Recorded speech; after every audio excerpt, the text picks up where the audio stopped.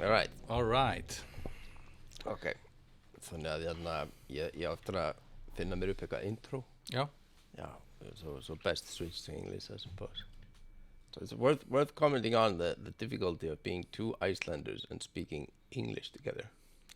Very cringy. Do you feel this like the moment that somebody walks out of the room, our token foreigner, like I just yes, we know he's gonna be back in 2 minutes. Yes. But still, like I feel like I need to switch to Icelandic. Yes. This is built into us automatically. Yeah, it's weird.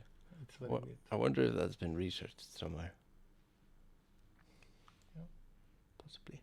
Possibly. Right, that's not the topic of our conversation today. Unfortunately. So I start by thanking you for joining me in this first experiment. I can think of nobody more perfect for this than you, and for many reasons. One of the main reasons is I was told that I should do extensive research on everybody that I intend to interview. But I figured that I already know you since we've been friends since we were 6 years old, I think. So I think I know everything about you and therefore can save myself the effort of doing any kind of research.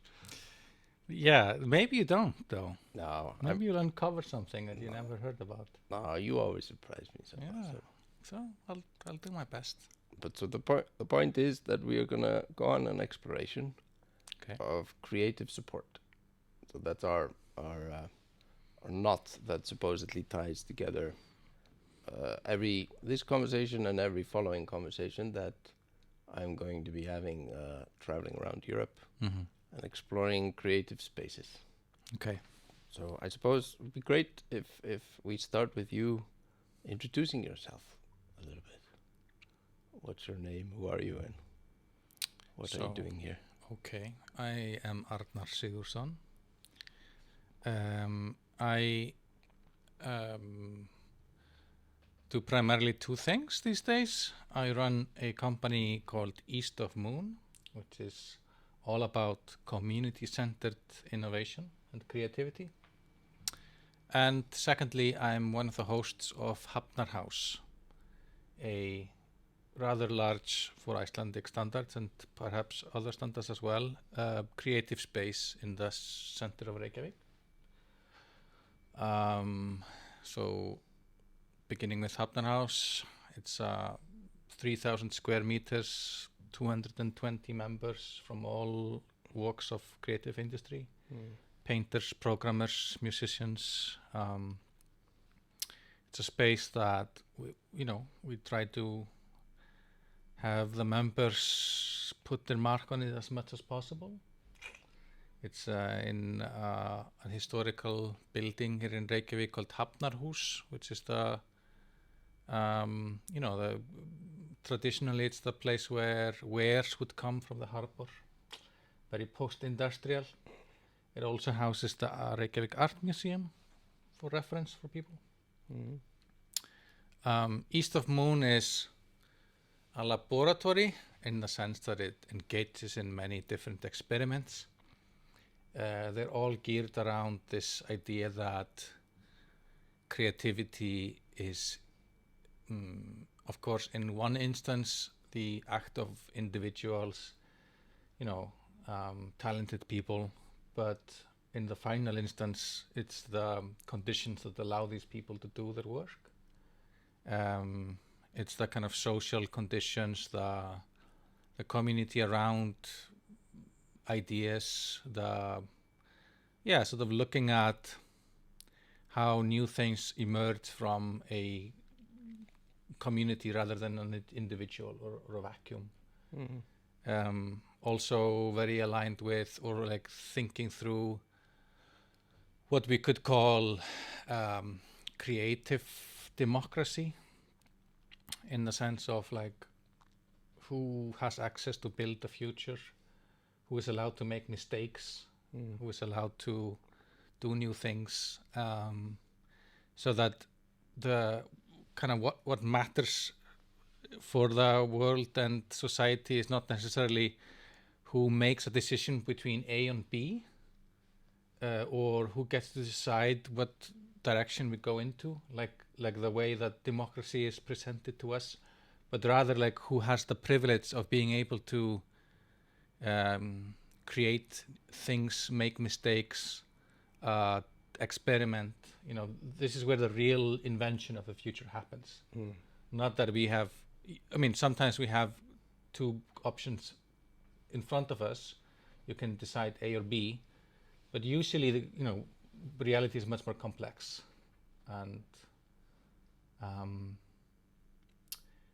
and if we are to have a society where everybody is equal, we also have to have everybody's creative input.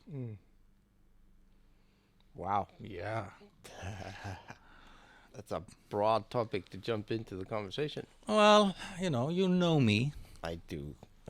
So knowing you, I find that your struggle and challenge to kind of elevate creativity out in landsbygðin to be a fascinating one, and I've always meant to ask you more about it.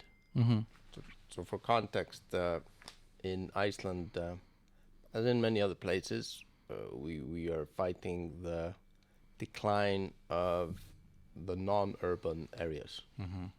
So historically they were supported by industries such as fishing, and now that fishing, as everything else, has been centralized, and that's another story, but now it gets harder to maintain life, jobs and stuff outside of the city. Of course, tourism is a new addition to that story, but let's not go that path.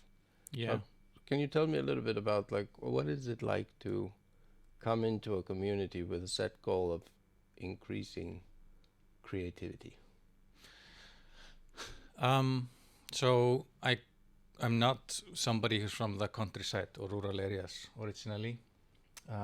I took on a project 6 years ago, maybe, called the Blábankinn in Þingeyri. It's a very small fishing or ex-fishing village in the Westfjords, the most remote part of Iceland, perhaps.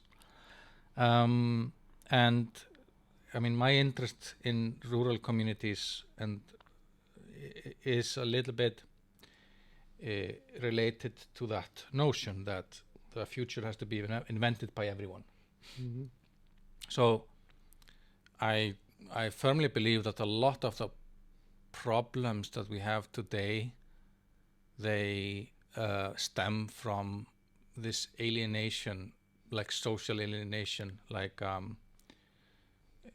some areas people experience like they have opportunities and they are heard and they're part of the conversation of inventing the future, and some areas very much not.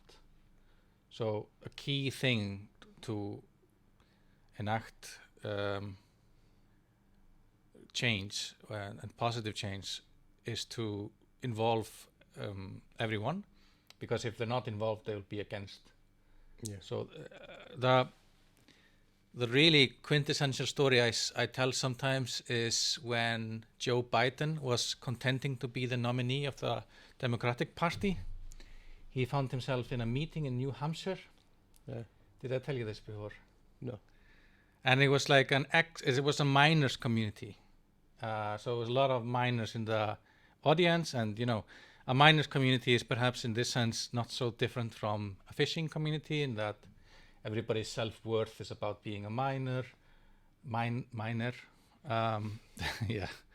The infrastructure, the knowledge, the people know-how is geared around that industry, like the way the transportation is constructed, and people are proud of being part of that heritage. And somebody asked him in the audience, so Joe Biden, so you are campaigning for this green transition, so what's going to happen to the miners when you turned into green energy? And Joe Biden, with his quintessential, hey, come on, man, replied in a little bit of a casual manner, like, if you can be a miner, you can also learn how to program. If you can shovel coal into a furnace, you can do coding. You just learn how to code. And it was such a casual, dismissive way of seeing the problem. Like, this is, we need green energy, but we also need to not leave people behind. There's got to be a plan. And it's the same thing that happened to fishing communities in Iceland. There was a huge technological privatization, centralization, concentration of the fishing industry. And, people were simply left behind. And I bet that a lot of the people in the audience listening to Biden that night, they didn't leave very inspired to do the green transition. Yeah. So, where did the question start? Anyway, I mean, but that's the context of why rural areas are important and interesting. Yeah. Is that there's this notion that change and the future is invented in the city, and then hopefully the rural areas, the small places, the faraway places, they can kind of get a little bit of that later. Yeah. But that's their job is to catch on and be in the kind of like chasing part. And so it's very interesting to turn this around. You don't see it that way. It is in many ways like that, but it is interesting to try to think about it the other way. So what are the things that you can only do in rural areas, and like how can you invent the future based on the perspectives of rural places? Yeah. And so we have so much, there are so many things that don't particularly work well in urban areas. And like I think there's a chance to also sort of use rural areas as a place to make alternatives. We have urban areas are all about, or have been about, growth and economic growth and sort of maybe efficiency and fast pace of life and all these kind of things we associate with urban areas. Maybe we don't really need those things as much. Maybe this is not the direction we need to take society, and perhaps rural areas can invent themselves in other ways. There's also things about small communities that you just cannot have in a city. The city tends to be more anonymous, less personal. Like your role within the community is kind of abstracted. Yeah. You're never more lonely than in a big city. Surrounded by people. Perhaps, yes. And so in a small place, whatever you do will influence your neighbor immediately. So you kind of sense your responsibility within the whole community. And I saw some statistics about how loneliness is more of an indicator of a short lifespan than smoking. Yeah. So how you are relating to your rest of your fellow human beings is very important. I think one of the big World Health Association or something announced that we have a loneliness epidemic. Yeah. And that's one of the biggest problems of modern society. Yeah. And never more people in the world, and yet for some reason we're failing to connect. Yeah. So I think it's quite possible that in rural areas, and I know that it exists and it happens, I think that they shouldn't be they should be unafraid to invent the future on their own terms, and not necessarily be in the mindset of catching up. Homogenizing everything. Yeah. Sorry to interrupt, because I've been talking the whole time, so barely interrupt. No, that's the. But homogenizing is a great concept as well, because another thing we see with the current world is that cities are all the same. Yeah. You can find yourself in Tokyo or Reykjavík or Copenhagen or Kuala Lumpur, and roughly everything works the same. The transport is kind of, you get the logic of it. There's a 7-Eleven somewhere. If not 7-Eleven, it's called something else. Yeah.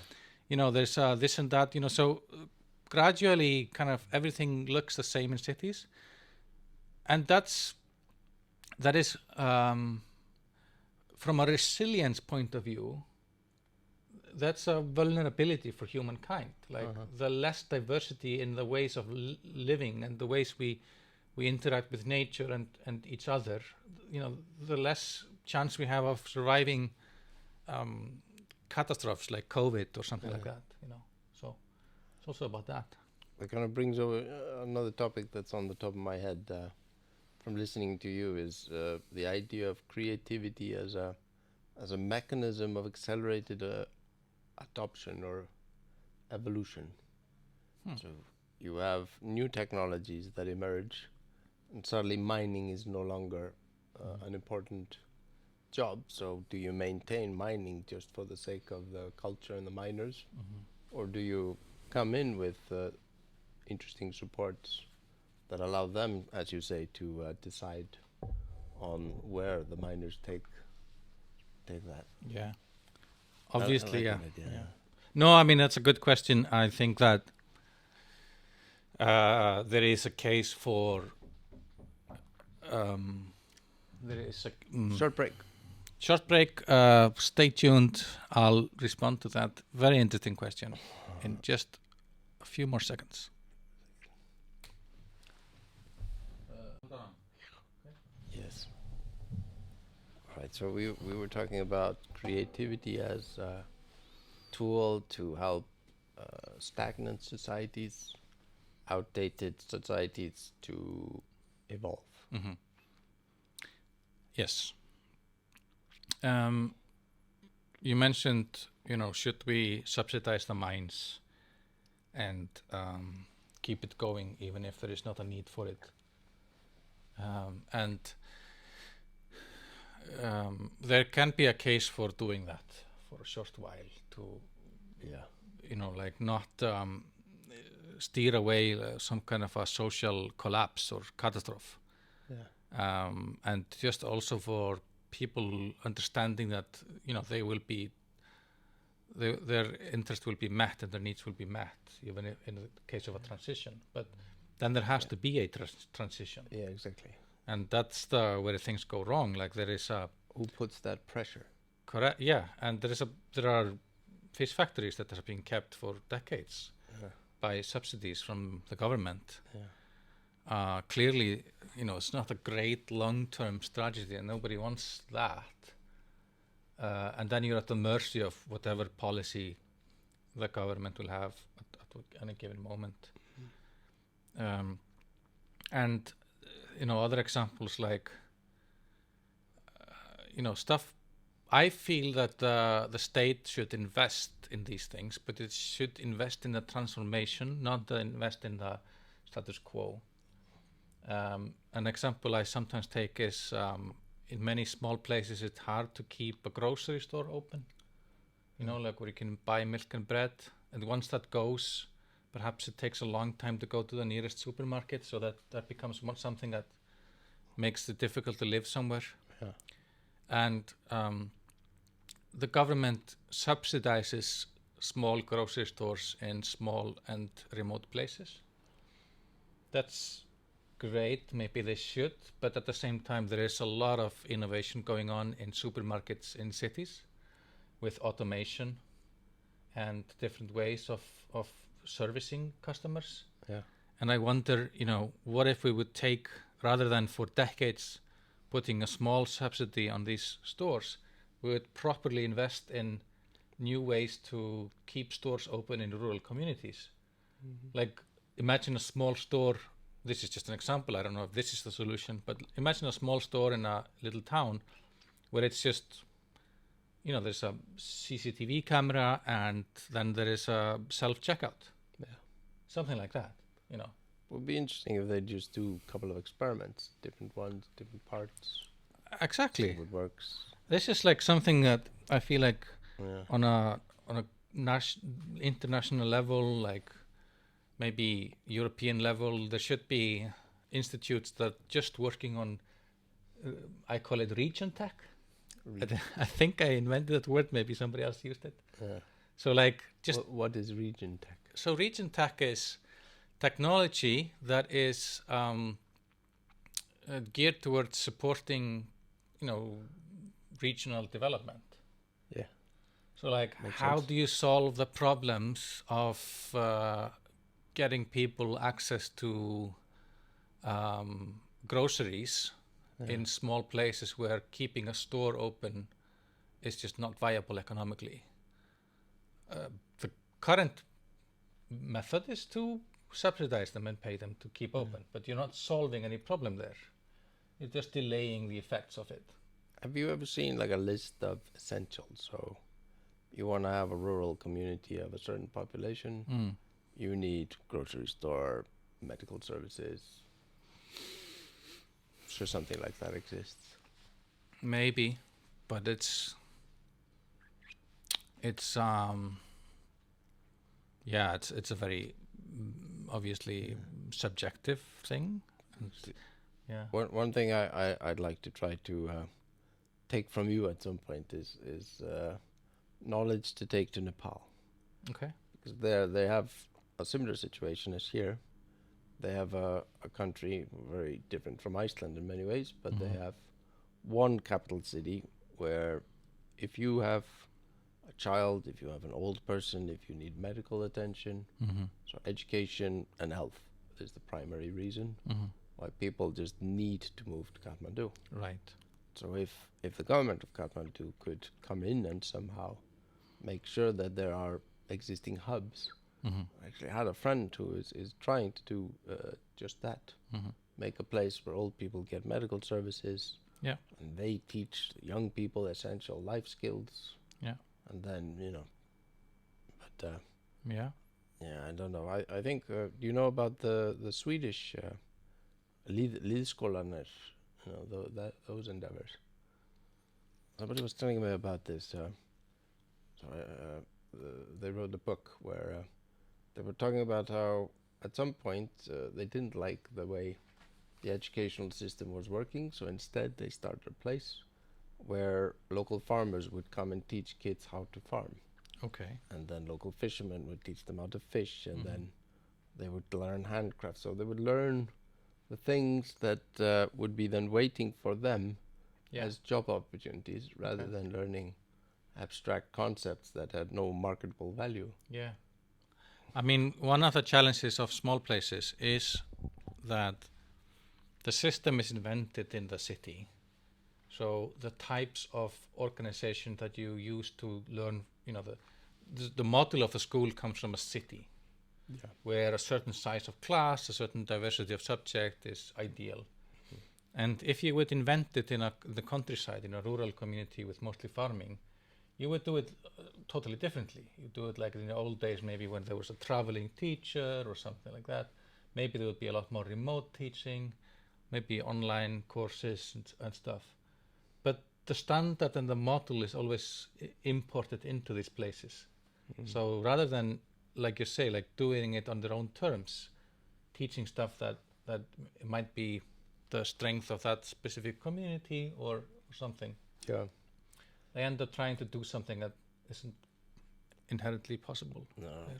I learned there was a guy who was teaching us social innovation. And one example that he used that I've repeated many times was this expert came into this village that was doing quite badly financially, and they asked him to help. So he walked around the village and noticed that there were apple trees in nearly every garden. And there were apples on the grounds rotting. So clearly they had an overabundance of apples. Yeah. So he just suggested that the town come together and build a apple cider company. Okay.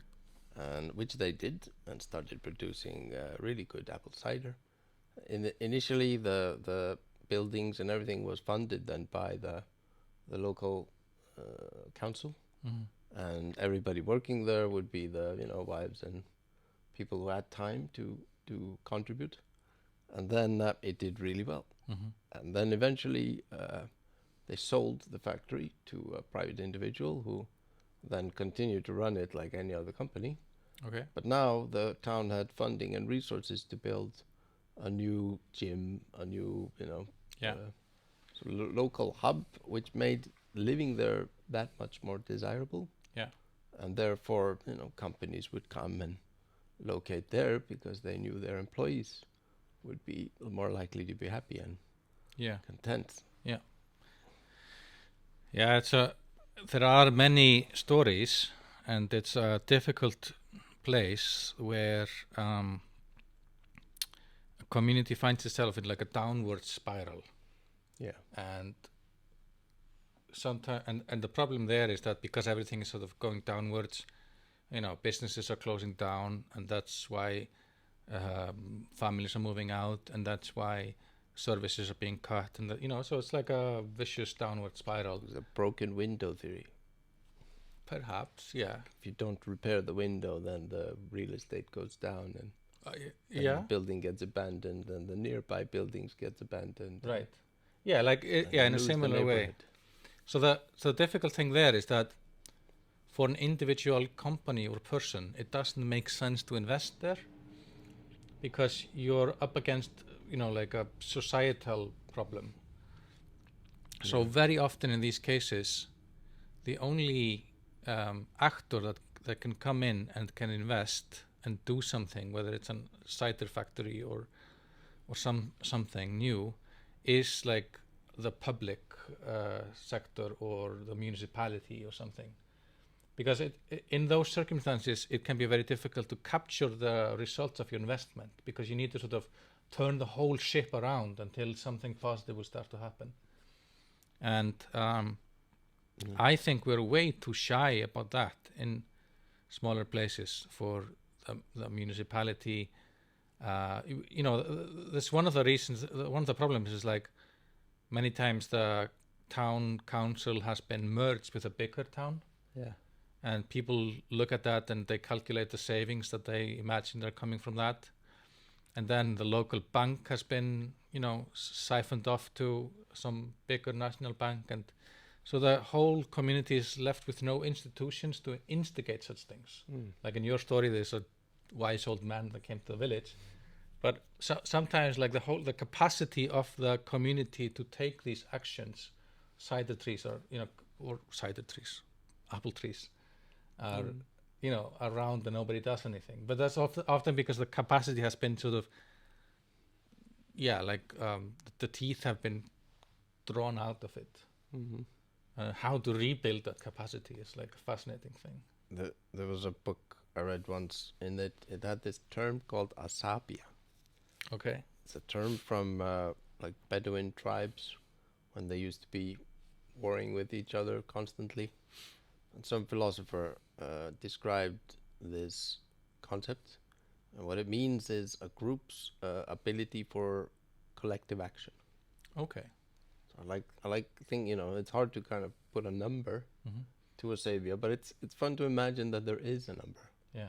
And that you can take groups of people and say this one has 3.5 and it's very bad at collective action. Well, this one has 9.5 out of 10 and like they will always kind of So I suppose that the challenge is how to increase asabia in a group or a community or a That's the point of religion and philosophies and football clubs, right? So identity as well. They're all kind of things that bring us together and make me look at you and think of, we are us. And then there's some them. Yeah.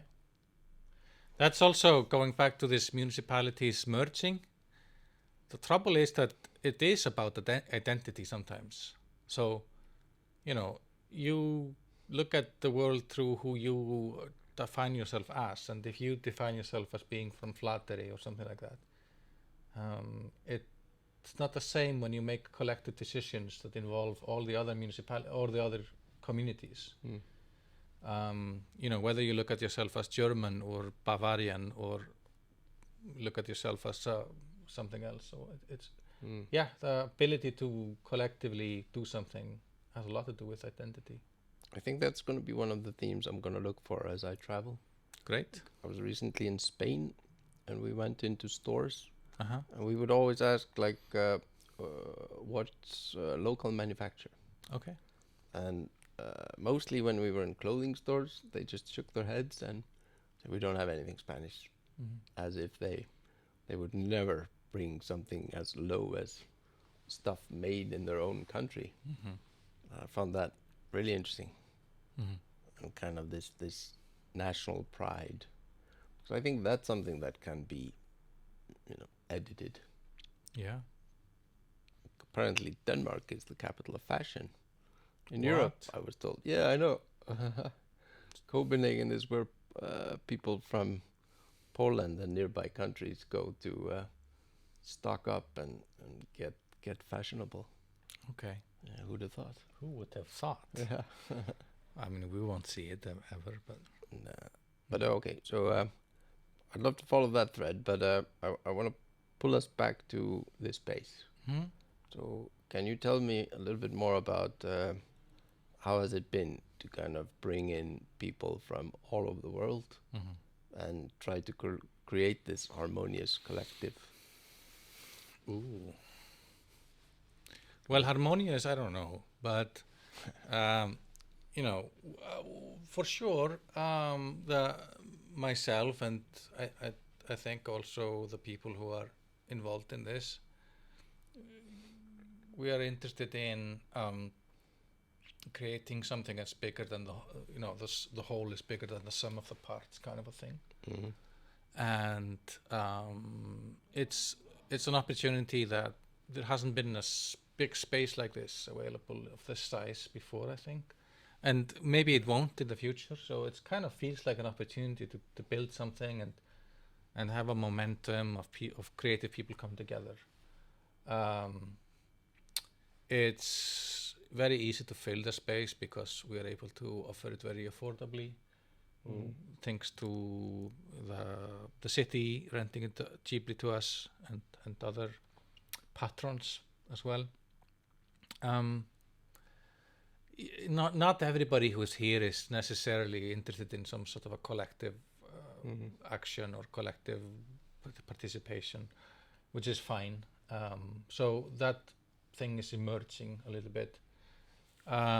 We have been trying to encourage that, leaving space for people to step in and create their own thing. So the studio that we're in right now is something that was initiated by people from Bifröst University who are here. There's a lot of different spaces, like a photo studio, now a woodworking studio, things that our members just kind of create on their own. Yeah. And so one of our strategies has been simply to not decide too much by yourselves, but allow people to come up with it also.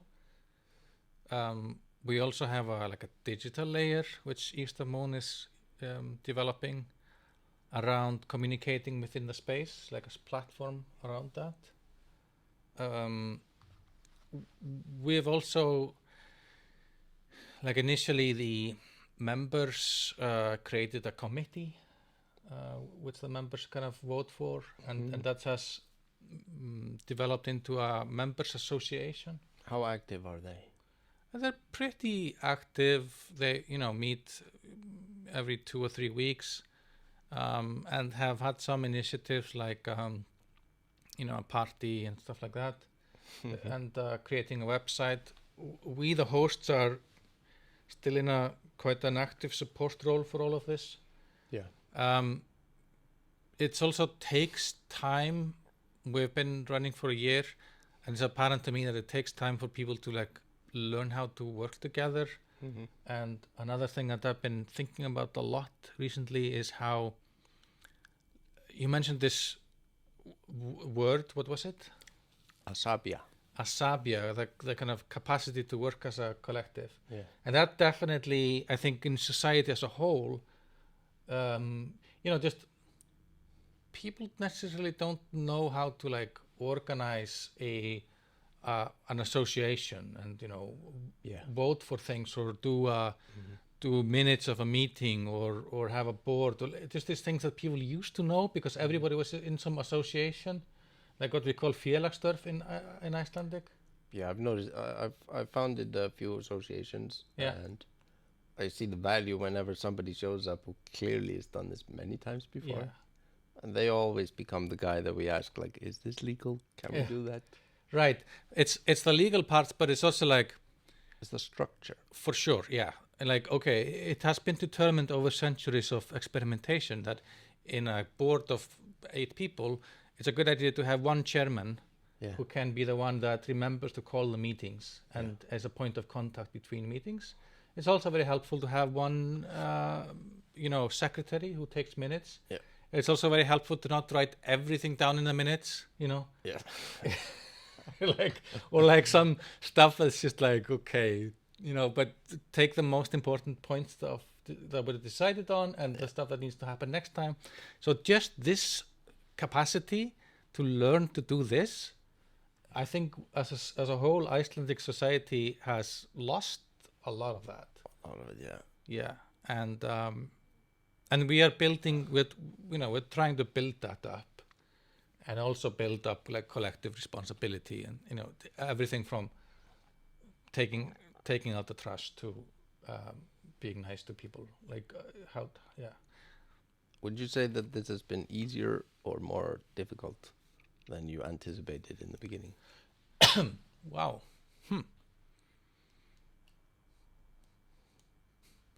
I would say that what is easy or difficult has fluctuated.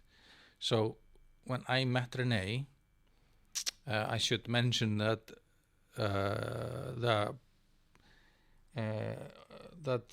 this initial thread of this project was started by Haraldur Þorleifsson, Halli, and then he enlisted Renee. The two of us have had the most responsibility of leading the day-to-day. And I met him a little bit more than a year ago. We weren't even sure if we could fill the space. That wasn't clear to us because it was so huge. Are there enough creative people in Iceland? And we were like, maybe we need to import people from abroad. And then it turned out we could, fill it 3 times over if we wanted to.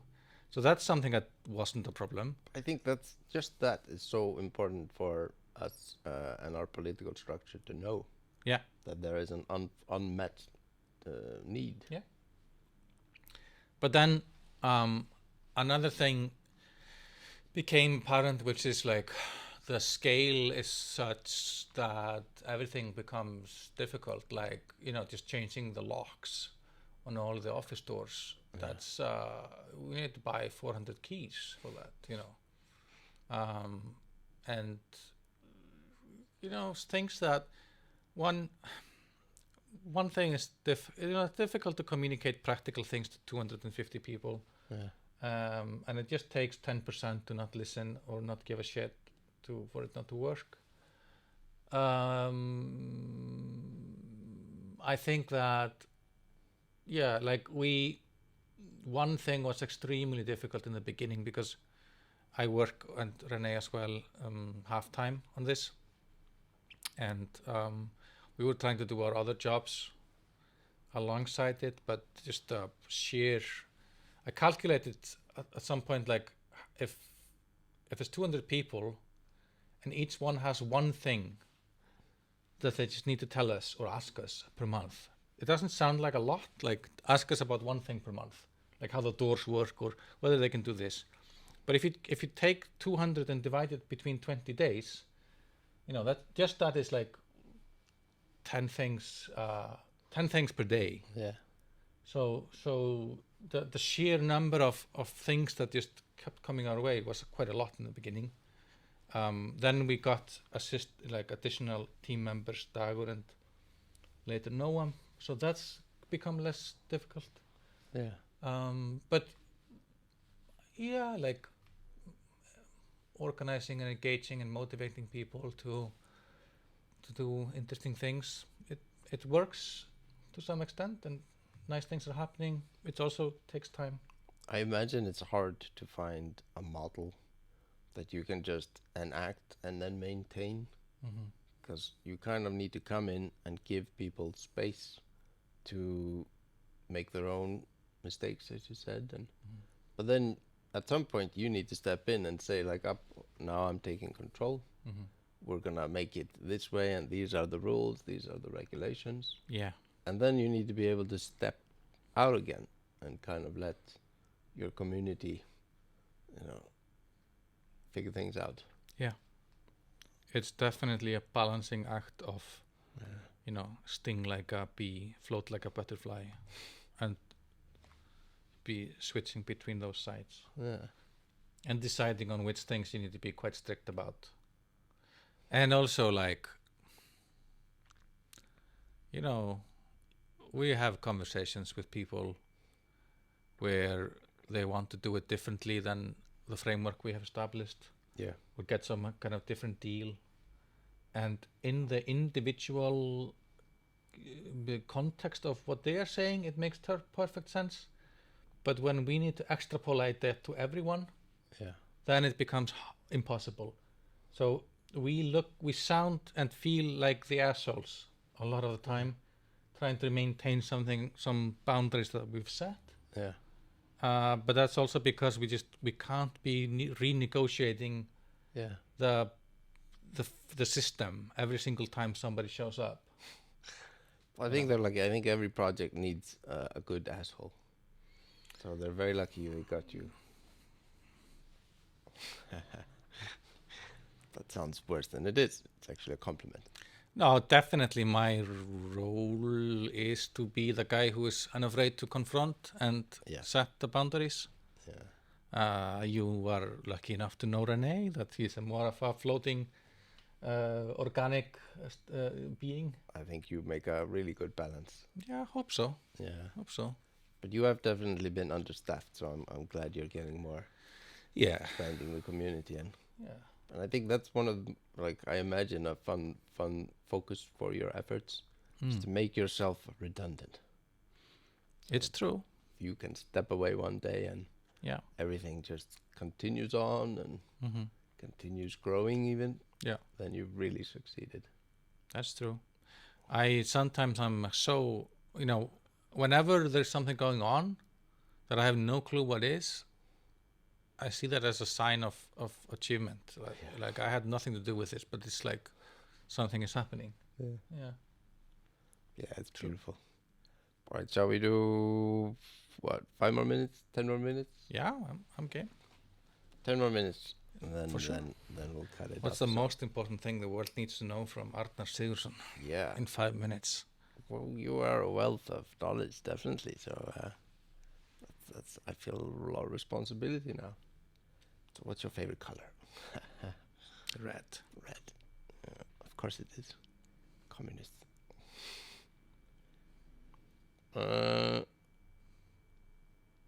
Creativity. So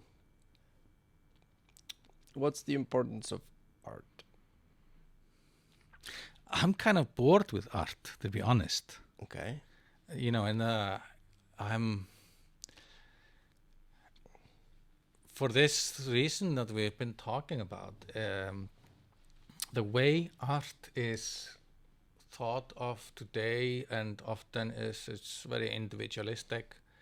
It's like people locking themselves in and trying to recreate their soul on a canvas or something. And it really brings the narcissistic, egocentric side into people and cultivates it. And I'm bored with that. The people may very well do that, and that's fine that they do. But that's not interesting to me. And I'm much more interested in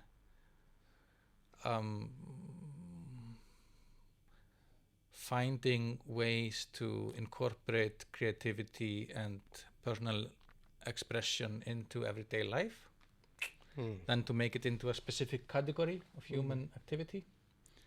So there is a quote or sort of an idea that's attributed that the surrealist theoretician and artist André Breton was having a conversation with Leon Trotsky once, where, according to him, Trotsky said that in the future there will be no dancing, but everybody will just move in a more harmonious way, and there will be no paintings, but like buildings will just be beautiful on its own.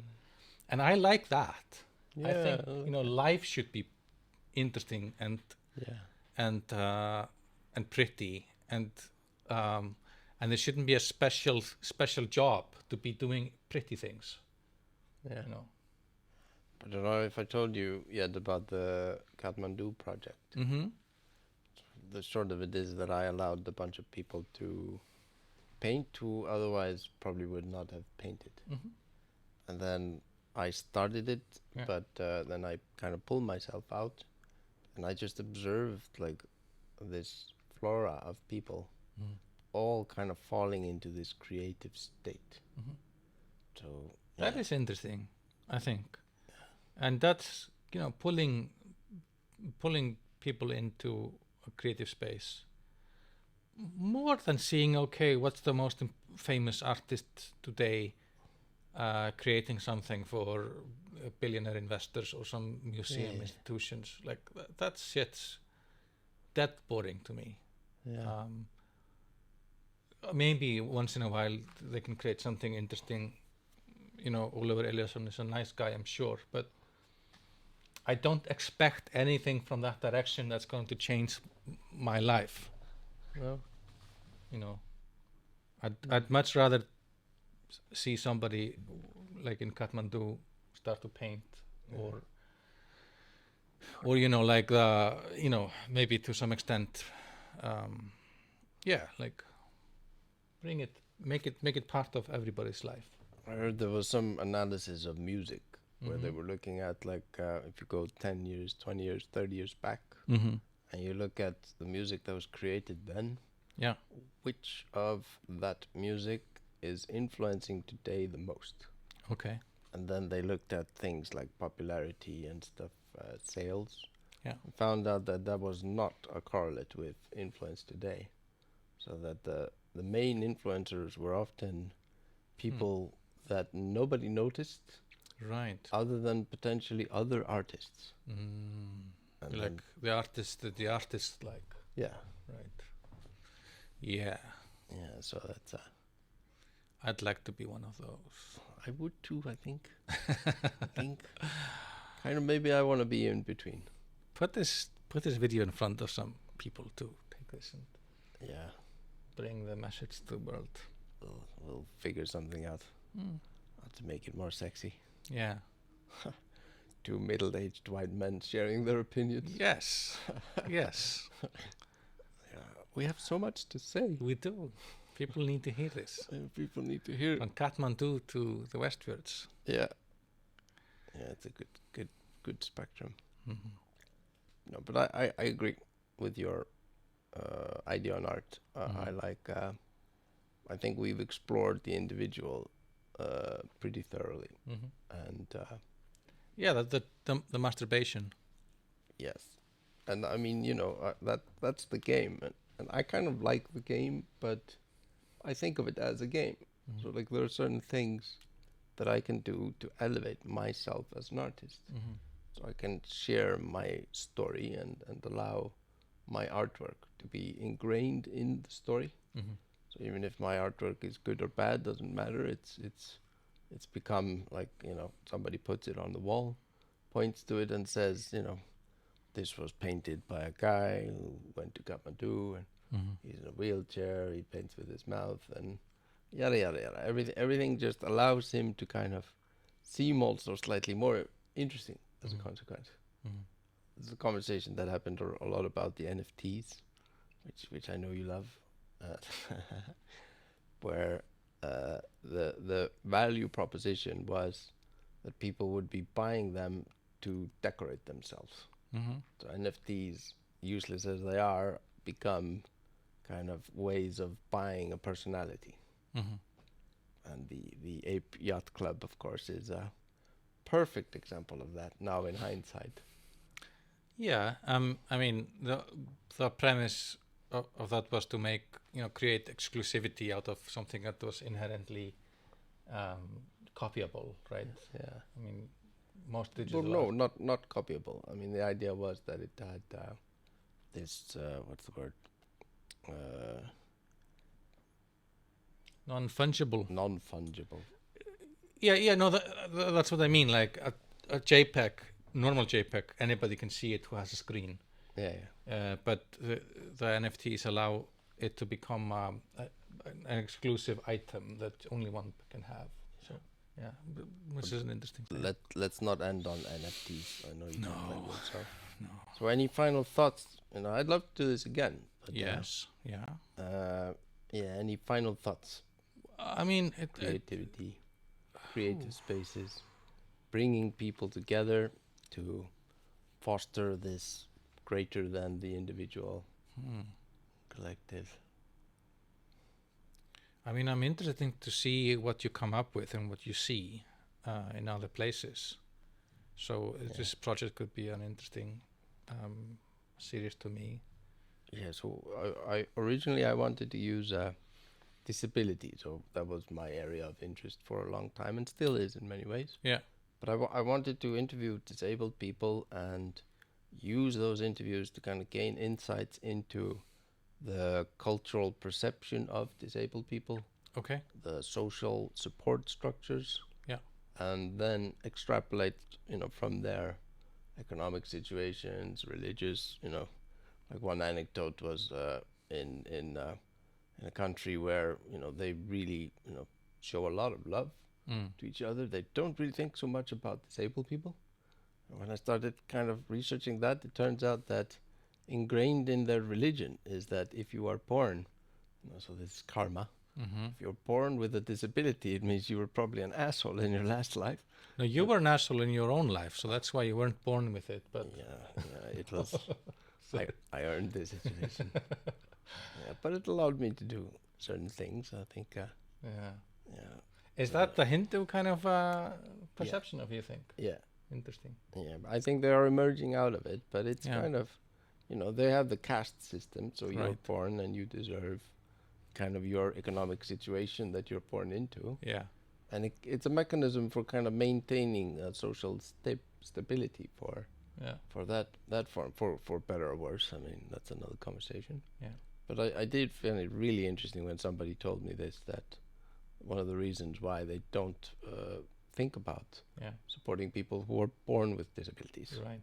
Maybe different if you gain it later on. Yeah. If you're born with it, it's because you were a bad person or you deserve it, and you're just here to clear your karma. Right. So if you don't suffer, then you're not clearing your karma, and so it's a really different way of approaching it. But no, I've decided I'm gonna try the same method, but with creatives instead. Okay. I think right now that'll be interesting. So I'm gonna do interviews like this, and I'll be collecting questions, like standard questions that I can get like a 5-minute answer to. Okay. Something that I can then compare between countries. Yeah. But the hope is that I can gain some insights into like the local kind of respect for creativity and the freedom to make mistakes. Yeah. We could, next time we meet, let's talk about Asia versus the Western world in that regard. But and then collective support, and then maybe I'll learn something along the way, how people did things in Estonia that kind of caused a new boom in creative support, and getting of course this communication between the greater society and the creatives. And then we'll do another interview one day about the Renaissance and stuff like that, how what happened there. Yeah, it's it's an definitely interesting thread to explore. Yeah, I mean, I think if you can make any kind of system or mechanism, and I think you've been doing that. I mean, you started Karolinafund with Inki, which of course is still functioning and has taken money from people who have money and put it in the hands of people who need money to create. Like Robin Hood. Yeah, no, seriously. I mean, it's a good analogy, and then you find, because one is the motivation to give your money away and trust that it'll be utilized in a good way. And I mean, a government does that forcefully through taxes, but crowdfunding is just such a beautiful democratic way of doing the same thing in some ways. Yeah, in some ways what I like more about it is what it does to the people who are contributing to a project. because it is turning the story on its head, that instead of the vast majority being consumers, and then somebody being an investor or behind the project or a project creator, it makes the vast majority a project creator. So it's not the passive categories of society anymore.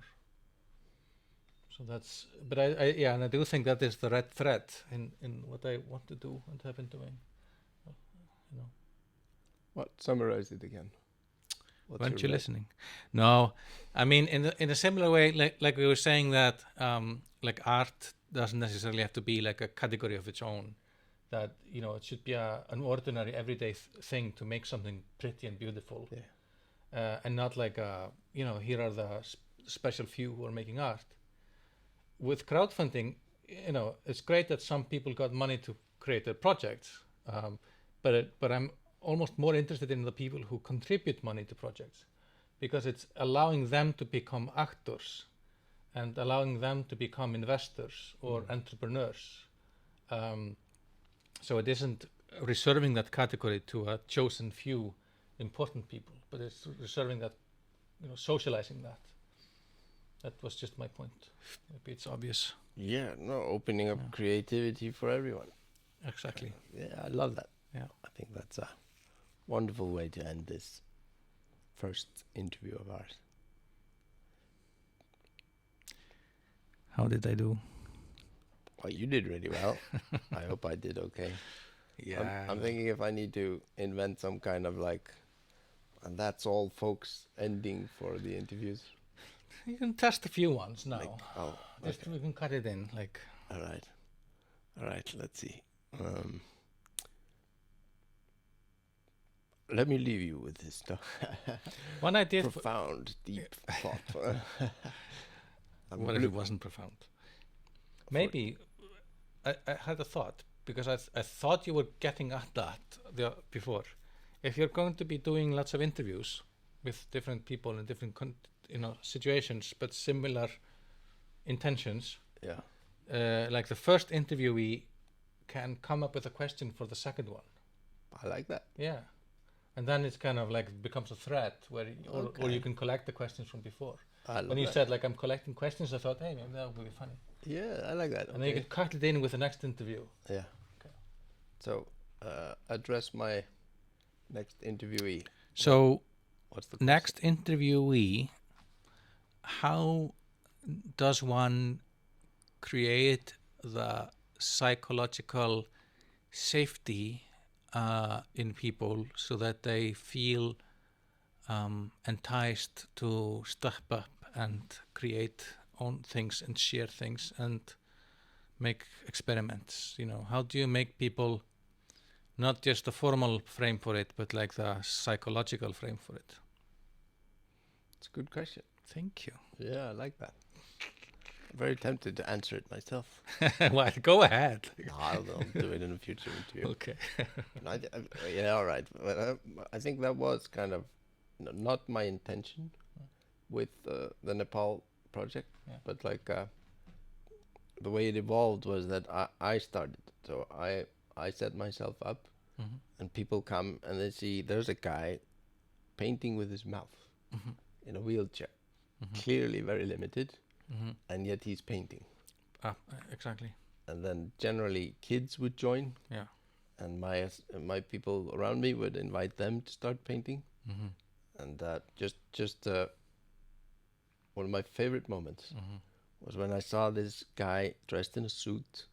I'm guessing he was some kind of businessman, and he walks there kind of curious what's going on, and by then it was 50 to 100 people spread out all over the place already painting. Nice. And we were 30 minutes into a 5-hour event, and I saw he was kind of some young girl came and offered him a piece of paper and a brush and asked if he wanted to paint, and he kind of sneered at her. Gave her this no, this is beneath me, and I'm too important, or again I'm projecting now, but that's how I read him. And then I didn't notice him for a while, but then an hour later I saw that same guy kind of skipping around like a child with a piece of paper and a brush in his hand, Mhm. looking for a place to put the paper down so that he could join and just paint. Right. And then 4 hours later, when we were ending, he was one of the last people to go. Nice. So that was my contribution to that. Yeah. And yeah. All right. Very cool. You have to go get your child. I do.